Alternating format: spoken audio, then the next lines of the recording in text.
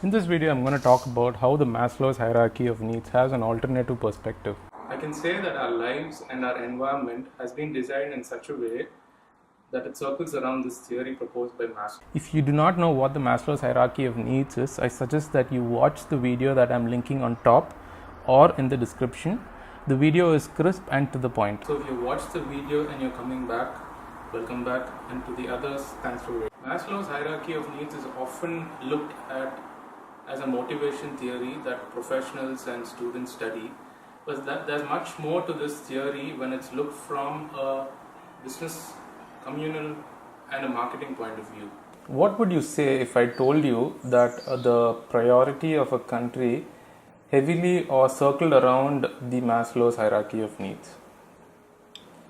If you're finding it difficult to agree to this point, I'll elaborate a bit. Since I'm from India, I'll consider an Indian setting, and also most of my audiences are from India.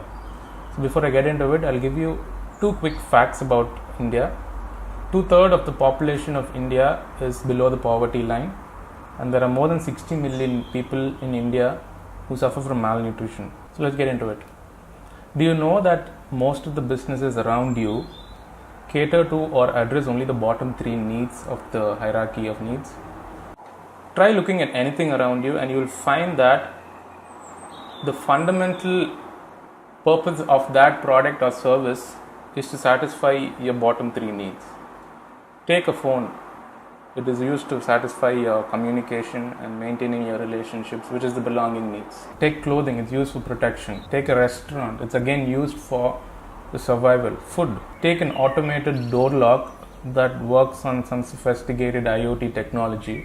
It again fundamentally caters to your safety needs. You can see that different brands establish themselves differently in different markets just to kind of address those esteem needs. Purchasing an Apple mobile can be expensive, and because it provides state-of-the-art technology, which kind of addresses that self-esteem needs inside that person. But ultimately, the main purpose of that mobile is to help you communicate better. Though they offer 4G or 5G, ultimately it's your communication. So when looking at from this point of view, the products are always evolving, and they keep redefining what our bottom 3 needs are. Some time ago, we never knew that cybersecurity was a big threat, and when some brands like Apple come up with high-end security devices, it questions our safety needs. There are a few businesses that address your self-esteem needs directly. A few examples are your social media apps, a premium car maker that focuses only on the elite market. But social media altogether is a different ball game with all its likes, subscription, comments, and the advertising model that it provides to people.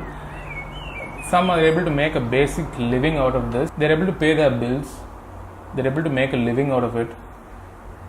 They satisfy their bottom 3 needs.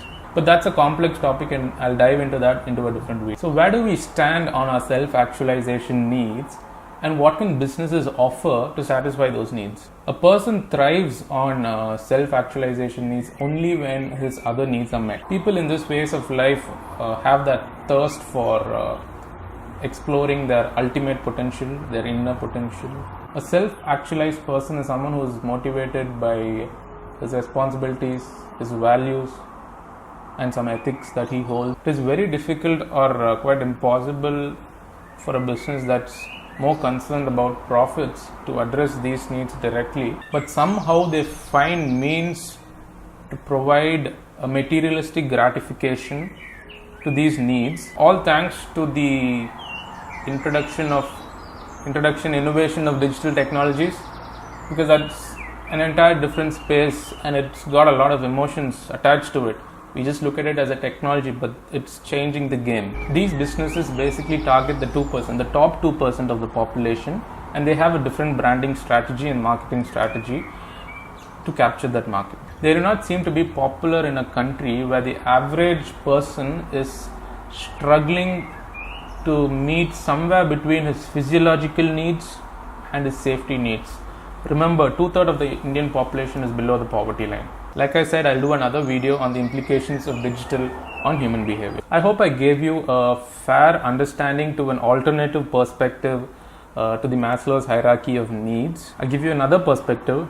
The assimilation of this theory could either be exploited or used for the betterment of a society. By exploitation, I mean political exploitation, the need for power. When you know that a particular society is lacking to meet their basic physiological needs, going and giving them that particular product gives them power. By betterment, I mean by formulating policies and schemes for the betterment of that society, keeping in mind a constructive approach and an empowering approach. Another perspective, the point of argument in a communist atmosphere will keep evolving as the average citizen moves up the hierarchy of needs ladder. And the last perspective, a personal observation. I've seen a protest in my home country where people are protesting for not getting a fair wage, and I've seen a protest in the country that I live in right now where people are protesting to abolish taxes on vitamins, the vitamin tablets. Can we look at this as different nations and different priorities, or different nations and scaled up priorities? Multinationals have understood the consumer behavior status quo of an average citizen of a country under the pretext of market research. Under the comprehensive approach called a market research.